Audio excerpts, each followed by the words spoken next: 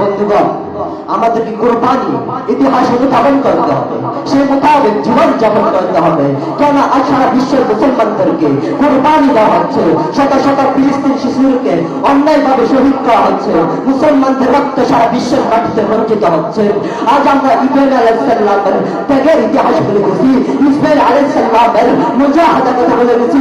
তাই প্রত্যেকে নবী আলাইহিস সালামের জীবন থেকে শিক্ষা গ্রহণ করতে হবে, বাতিলের বিরুদ্ধে রুখে দাঁড়াতে হবে, সমাজের প্রতিটি তারে গণনা সৃষ্টি করতে হবে, অন্যায় জাহিদের বিরুদ্ধে মুখ করতে হবে, স্বার্থপরতার বিরুদ্ধে প্রতিবাদ করতে হবে, ফয়সালের প্রতিরোধ করতে হবে, ঘোষণা করতে হবে, এলান করতে হবে, ইন্না সালাতি ওয়া নুসুকি ওয়া মাহইয়ায়া ওয়া মামাতি লিল্লাহি রাব্বিল আলামিন। আমার নামাজ, আমার কুরবানি, আমার জীবন, আমার হায়াত, আমার মরণ লিল্লাহি এক আল্লাহর জন্য হবে। পরিশেষে আমি কবিতার মাধ্যমে আমার বক্তৃতা এপিটাস দিয়ে আজ भी हो जो इब्राहिम का ईमान पैदा, अब कर सकती है अंदाज़ गुलिस्तान पैदा।